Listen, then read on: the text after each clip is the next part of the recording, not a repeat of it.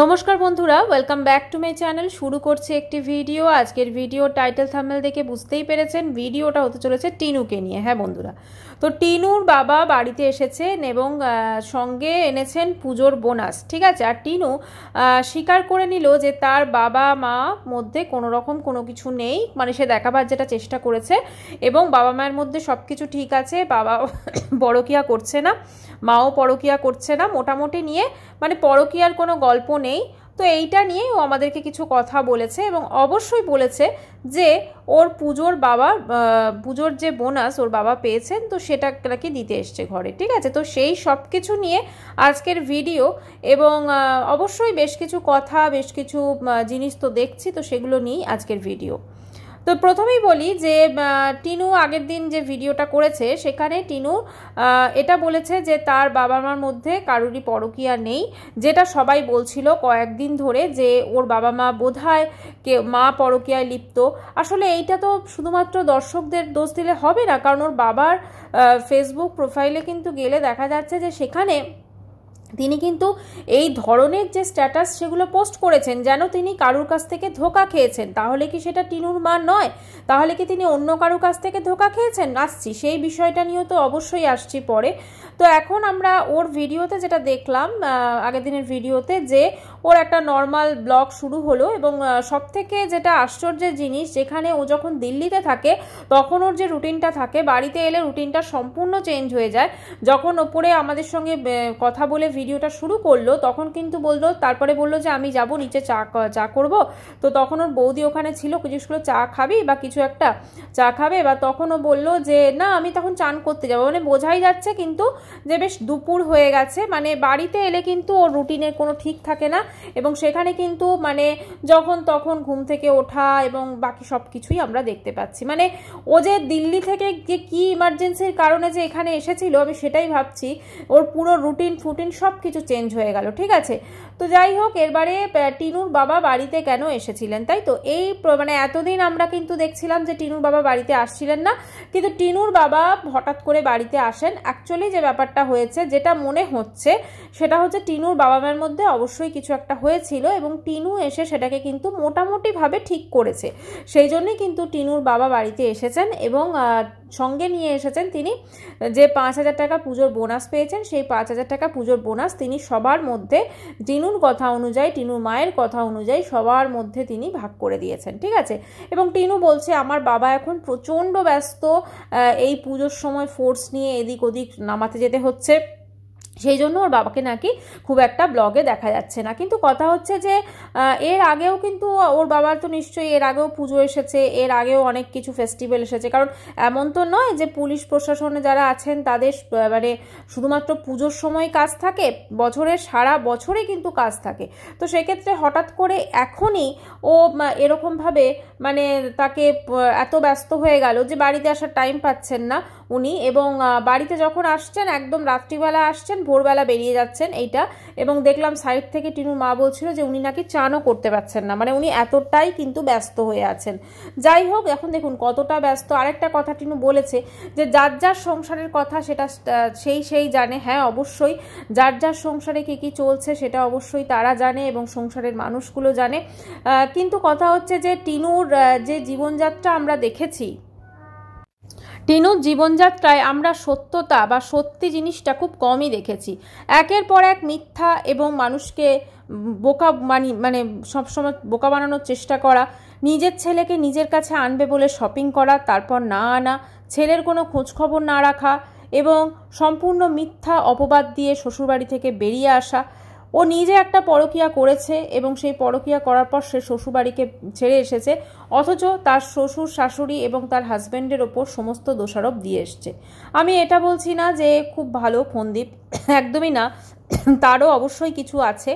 কিন্তু যখন সেই মানুষটার সঙ্গে সে 5 বছর সংসার করেছিল, তারপর যদি তার মনেই হতো যে মানুষটা খুব খারাপ, কিন্তু বেরিয়ে আসার যে পদ্ধতি ছিল সেই পদ্ধতিটা কিন্তু আমাদের কারুরই কিন্তু সেটা সত্যি কথা মনোপুত হয়নি। কারণ পরকীয়া করে নিজের সন্তানকে ছেড়ে বেরিয়ে আসা, এটার মধ্যে আমি কোনো যুক্তি খুঁজে পাচ্ছি না।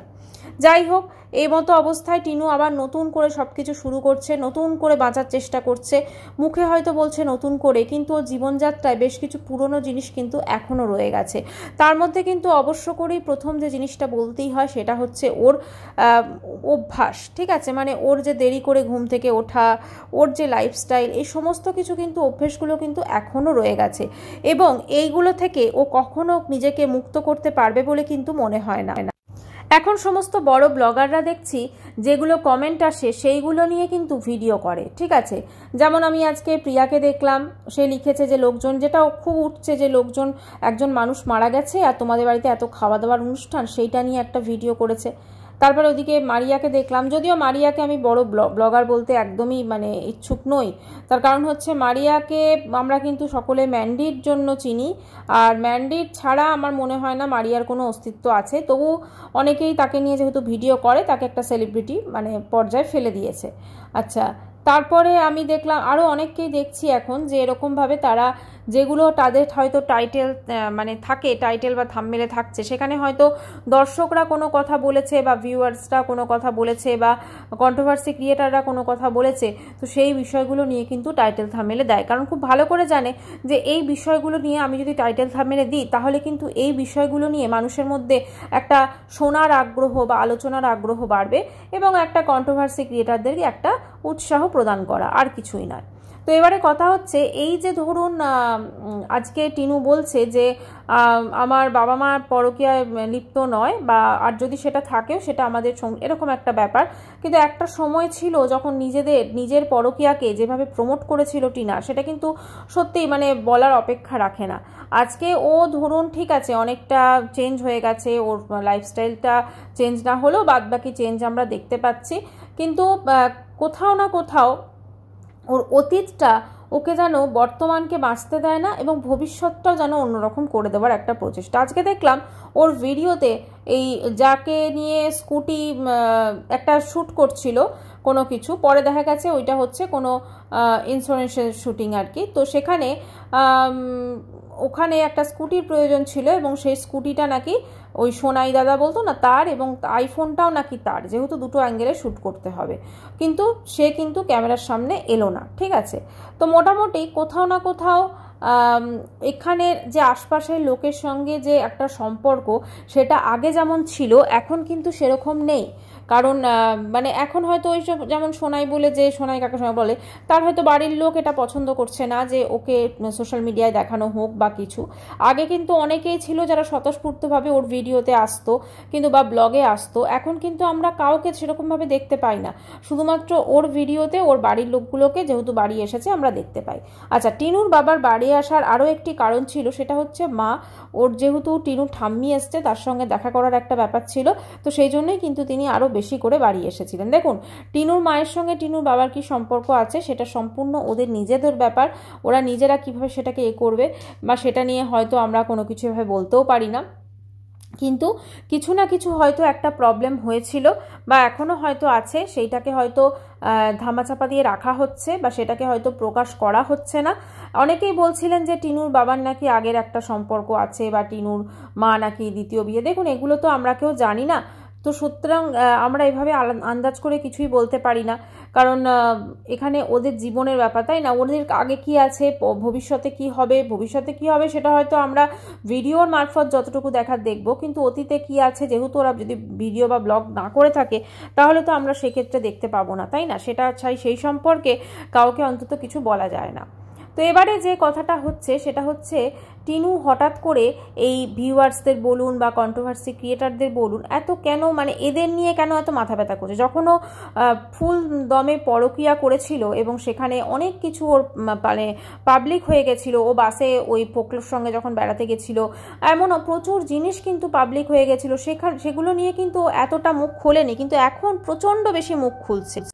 এখন ভিউয়ার্সদের এবং কন্ট্রোভার্সি ক্রিয়েটারদের সমস্ত কথারই ও কিন্তু উত্তর দিতে চাইছে, কিন্তু প্রশ্নটা হচ্ছে এই উত্তর দেওয়াটা কি শুধুমাত্র ভিডিওর ভিউজের জন্য? হ্যাঁ, অবশ্যই কিছুটা। আমরা যদি আজকে টিনুর সঙ্গে ফোনদীপের ভিডিওর বা ব্লগের তুলনা করি ভিউজের, তো সেক্ষেত্রে আমরা দেখব ফোনদীপের ভিউজ কিন্তু প্রচুর ডাউন হয়ে গেছে, 10Kও হয় না কিন্তু ভিউজ এক এক দিন, কিন্তু এর সেক্ষেত্রে মোটামুটি 20K ওপর ভিউজ কিন্তু থাকেই থাকে। তো এক্ষেত্রে একটাই বলার, যেহেতু টিনু কিন্তু একটা সমালোচনার একটা ক্যারেক্টার বলা যেতে পারে, সমালোচিত একটা ক্যারেক্টার, কারণ খুব সহজ নয় ও যে কাজটা করেছে, বাহাদুরের কাজও করেনি, কিন্তু তবুও খুব একটা সহজ কাজ তো নয় ও যেটা করেছে, নিজের স্বামী সন্তানকে ছুঁড়ে ফেলে দিয়ে একটা পরপুরুষের সঙ্গে শুধু মানে বেরিয়ে আসা নয়, তার সঙ্গে তাকে বিয়ে করা, তার সঙ্গে থাকা এবং তার সঙ্গে আবার ব্রেকআপ। তো সব কিছু মিলেমিশে তার এই অতীতটা তার সত্যি পিছনে মানে ছাড়ানো খুব মুশকিল, কারণ আমাদের সমাজে মানে পুরুষদের কিছু হলে মানুষ ভুলে যায়, কিন্তু মহিলাদের কিছু হলে সেটা নিয়ে কিন্তু মানে একটা বেশ বলা যেতে পারে, বলা উচিত না, কিন্তু তার গায়ে যেন একটা দাগ লেগে যায়। তো সেক্ষেত্রে টিনুর ক্ষেত্রেও তাই হয়েছে। তাই ও যতই নতুন করে বাঁচার চেষ্টা করুক বা যতই নতুন করে নিজেকে নিয়ে ভাবার চেষ্টা করুক বা যতই যা কিছু করুক, ওই পুরনো যে দাগটা সেটা কিন্তু বারবার করে চালিয়ে উঠছে। তো এখন কথা হচ্ছে যে টিনু এই যে কথাগুলো বললো, মানে কি ইমার্জেন্সি এমন ছিল যার জন্য ছুটে আসতে হয়েছে, এবং বাবাকে পর্যন্ত মানে সমস্ত ঠিকঠাক করে বাবাকে ভিডিওতে দেখানোর জন্যই হোক বা এমনি কারণেই হোক বাবাকে আনতে হয়েছে, ঠিক আছে। আচ্ছা, তারপর বাবার থেকে বাবা বোনাস দিয়েছে, সেই বোনাসটা মেয়েকে দিয়েছেন, স্ত্রীকে, সবাইকে ভাগ করে দিয়েছে, তো সেটা বলতে হচ্ছে। সব কিছু মিলেমিশে কোথাও না কোথাও টিনা যেন এখন মানে বড্ড বেশি যে জিনিসটা আগে ওকে নিয়ে হতো, প্রচুর আলোচনা হতো, ওর কিন্তু এফেক্ট হতো না, কিন্তু এখন কিন্তু ও যেন আর চাইছেই না যে ওকে নিয়ে কোনো আলোচনা হোক বা কোনো কিছু হোক, কারণ তাতে নাকি ওর খুব এফেক্ট হচ্ছে, ঠিক আছে। কিন্তু সেটা ব্যাপার না, ব্যাপারটা হচ্ছে ও খুব ভালো করে জানে যে ওকে নিয়ে কন্ট্রোভার্সি হলে তবেই কিন্তু ওর ভিডিওতে ভিউজটা আপ হবে, আদারওয়াইজ কিন্তু ওর ভিডিওতে এখন সেরকম কিছুই নেই বলা যেতে পারে, মানে জাস্ট ওই নর্মালের থেকেও যদি নর্মাল কিছু ভিডিও থাকে সেইটা, এবং এই ধরনের একটা করে যদি টাইটেল দেয়ও, তাহলে কিন্তু মানুষজন ওর ভিডিও দেখার একটা আগ্রহ রাখে, বা ওকে নিয়ে আমরা যারা কন্ট্রোভার্সি ক্রিয়েটাররা ভিডিও করছি আমরাও একটা আগ্রহ রাখি। আচ্ছা, আগের দিন ও যখন এই জিনিসটাকে পরিষ্কার করেছে যে ওর বাবা মার পরকীয়ার ব্যাপারটা বলেছে, তো অনেকেই বলেছেন নাকি কন্ট্রোভার্সি ক্রিয়েটারদের মুখে ঝামা ঘষে দিল বা এরকম কিছু একটা। দেখুন, ঝামা ঘষার ব্যাপারটা নয়, ওর বাবা যে ফেসবুক পোস্টে যেভাবে স্ট্যাটাসগুলো দিচ্ছিলেন সেখানে কিন্তু পরিষ্কার বোঝা যাচ্ছিল, এবং উনি সেখানে কিন্তু ওনার স্ত্রীর ছবি দিয়েও কিন্তু উনি বেশ কিছু মানে গান পোস্ট করেছেন এমন, যেগুলো কিন্তু সত্যিই মানে কন্ট্রোভার্সি মানে বাড়িয়ে দেয়, মানুষের মানে ভাবতে বাধ্য করে যে কেউ তার স্ত্রীর ছবি দিয়ে হ্যাঁ সে বলছে সে বেওয়াফা বা সে ধোকা দিয়েছে, এই ধরনের জিনিসগুলো তো মানুষ তো খুব স্বাভাবিক না, এগুলো তো মানে এরা যেহেতু ধরুন একটা এমন ক্যারেক্টার যারা সবাই মোটামুটি চেনে, তো সেক্ষেত্রে তো মানুষজন এগুলো বলবেই। কাজে এইটা নিয়ে টিনু যদি বসে যায় উত্তর দিতে, বা ও এইটাকে নিয়ে যদি দর্শকদেরকে বা কন্ট্রোভার্সি ক্রিয়েটারদেরকে টোন করে, তাহলে কিন্তু ওর দিকে আমার মনে হয় ওর আরও যে বিষয়গুলো আছে যেগুলো হয়তো এখন ধামাচাপা পড়ে গেছে, সেই বিষয়গুলোও কিন্তু বেরিয়ে আসবে, এটাই হচ্ছে মেন কথা। আর সব থেকে বড় কথা যেটা, যে ওর বাবা মা কিন্তু সত্যি কথা ক্যারেক্টার তো দুজন ছিলেন, মানে এখানে ফোনদীপ এবং টিনু, কিন্তু সেক্ষেত্রে এখন ওর বাবা মার মধ্যে যেহেতু এই জিনিসটা দেখা যাচ্ছে, এবং সেই জন্য মানুষজন কিন্তু বলেছেন, এবং অনেকে তো এমনও বলেছেন যে ওর মা যেহেতু টিনুর সংসারটা ভেঙেছে, কোথাও না কোথাও তো দেখুন আজকে টিনুর যে সংসারটা বরবাদ হয়েছে এর পেছনে তো ওর মায়ের অবদানকে একদম অস্বীকার করা যায় না, কারণ ওর মা কিন্তু যখন ধরুন মেয়ে ভুল করছে, মা হিসেবে তাকে তো একটা জায়গায় থামানো উচিত ছিল, মা হিসেবে তাকে একটা ভালো সাজেশন দেওয়া উচিত ছিল, কিন্তু তিনি সেসব কিচ্ছু করেননি, তিনি উল্টে সেইটাতে আরও মদত দিয়ে গেছেন, এবং এমনকি বাধ্য করেছেন ফকলুকে যে তুমি একে বিয়ে করো, বিয়ে করে তুমি ঘরে নিয়ে যাও, ঠিক আছে। তো সেই দিক থেকে দেখতে গেলে টিনুর মায়ের ক্যারেক্টার বলুন বা তার স্বভাব বলুন যে কোনো মানে কীরকম, সেটা কিন্তু আমরা অনেকটা হলেও বুঝতে পারছি। তো এখন কথা হচ্ছে টিনুর বাবা মায়ের মধ্যে বর্তমান পরিস্থিতিতে যে সম্পর্কটা আমরা দেখলাম, সেটা কিন্তু পুরোটাই ছিল একটা লোক দেখানো এবং শুধুমাত্র ভিডিওর স্বার্থে। তো সেই জন্যই কিন্তু টিনু তার বাবাকে নিয়ে এসেছে, এবং যেখানে বাবাকে ক্যামেরাতে একবার দেখিয়ে দিল, যাতে যে আলোচনাগুলো হচ্ছে মানে কেচ্ছা ধরুন অলরেডি যেরকম বেরিয়ে গেছে বাইরে, ওকে কিন্তু ওদের বাড়ির কেচ্ছা কাহিনী যেন বাইরে না আসে বা বাইরে সেগুলো নিয়ে যেন চর্চিত না হয়, সেইটার কিন্তু একটা চেষ্টা বলা যেতে পারে টিনু করেছে। ঠিক আছে, সেটা আমি বলবো খুব একটা ভুল কিছু করেনি, একদম পারফেক্ট কাজ করেছে। কারণ একবার যদি এই ধরনের কেচ্ছা বাইরে চলে আসে তাহলে কিন্তু মানুষজনকে কিন্তু মানে ভুল বোঝানো বা চুপ করানো কিন্তু খুব ডিফিকাল্ট ব্যাপার।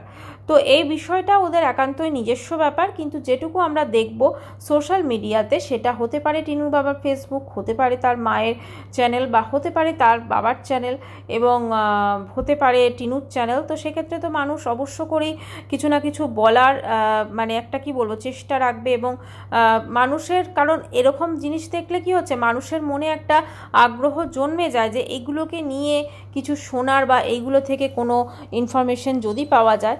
তো এই বিষয়টা নিয়ে মানে এইটুকুই বললাম। এবং সবথেকে বড় কথা যে দেখুন, কে কার সংসারে কি হচ্ছে সেটা অবশ্যই তারা নিজেরা জানে। আমরা অ্যাজ এ কন্ট্রোভার্সি ক্রিয়েটার যেটুকু দেখছি ভিডিওতে সেইটুকু নিয়েই কথা বলতে পারি। তো চলুন বন্ধুরা, আজকের ভিডিওটা আমি এখানেই শেষ করছি। যদি চ্যানেলটি ভালো লাগে তো অবশ্যই করে সাবস্ক্রাইব করানো হবে। দেখা করবো নেক্সট ভিডিওর সাথে। ততক্ষণের জন্য খুব ভালো থাকবেন, বাই।